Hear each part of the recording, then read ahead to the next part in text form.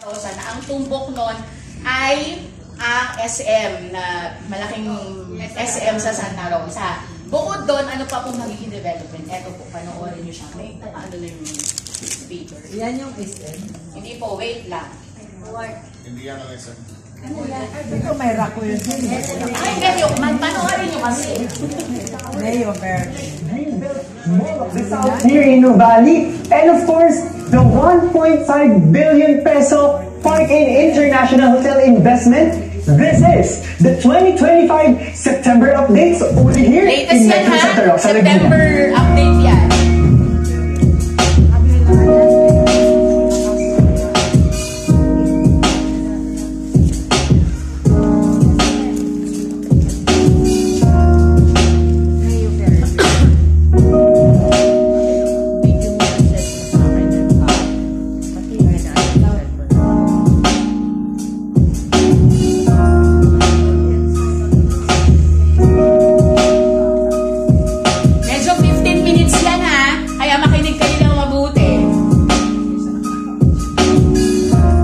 So this is me again, Jair Mamaklay. Huwag nyo na siyang kilalanin. And if hindi pa kayo decided na mag-invest or nagpaplano pa lang kayo, this is your sign because napakadaming updates dito, development updates dahil hindi lang pala SM Premier ang i-develop ni SM dito, pati SMX Convention Center, another international hotel worth 1.5 billion peso investment at bukod pa, yung mga i-redevelop sa loob ng Nuvali and of course, yung magiging green belt of the South.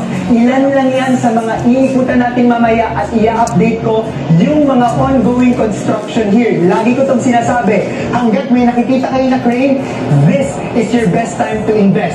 Welcome on our video and right now, we are standing sa likod ng magiging pangalawa sa pinakamalaking mall, not just here in Laguna, but in the whole region. Napakabilis ng construction. Lately, nakita natin kung ano yung itsura niya, pero ngayon, nakikita na natin yung shape. As you can see ngayon sa mga render, sa official render ng SM Neo Verde Premier, Neo Verde po yung pangalan ng SM Neo. It's not just a mall, a boutique mall catering affluent market with high-end boutiques and brands. Meron tong magiging around 20 to 24 floor business tower na nakikita nyo. So, it's a mixture of modern design na gagawin nila sa SM Mega Mall and at the same time, yung BPO tower na meron ngayon sa SM Aura in BGC. And mind you guys, SM developer pa lang ito. Meron pa tayong Ayala mamaya na pupuntahan, yung mga University of Belt of the South schools, and of course, yung Greenfield City. Isa pa lang itong player na to at ang surprising, hindi lang pala to basta mall dahil it's official na magbibuild ng next SMX Convention Center and Trade Hall dito sa area and katabi niya is a Park Inn International Hotel. What a news! What a very big news! Kaya guys, hindi ko alam no kung hindi pa rin ito sign na ang ganda ng development dito sa area.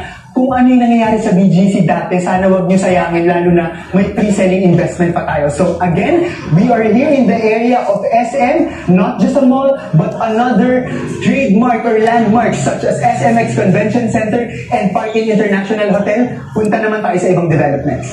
We're now here in Nuvali, particularly in Big Box Nuvali, and as you can see on our drone shot, it is literally beside the SM Neo Verde Premier Development. Lumipat lang tayo and talagang tabi-tabi po yung developments dito. And sa likod ko, kung kanina, merong SM Premier with Business Tower, si SM Development. Meron naman si Ayala ng Next Green Belt of the South. And you heard it right.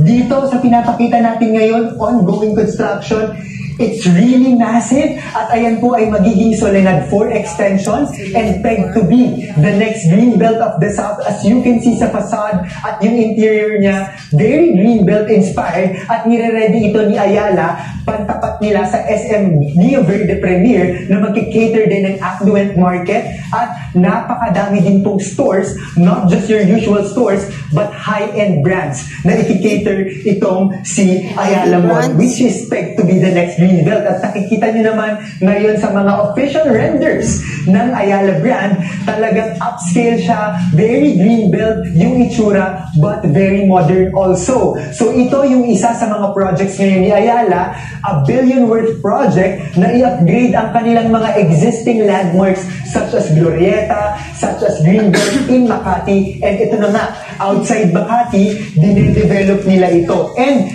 meron na rin tayong update dito dahil meron na rin ginagawa na elevated 4-story parking slots to cater hindi lang yung New Valley residents or Metro Santa Rosa investors, pero ang dami na rin po kasing mga nagiging tourist spots dito. It's landmark after landmark after landmark from different developments. And where we are right now is at the Big Bucks New Valley, which is maraming mga standalone brands, such as dito sa Coffee Bean and Tea Leaf. Merong Uniqlo, merong McDonald's. So nandito yung mga portion ng mga standalone na mga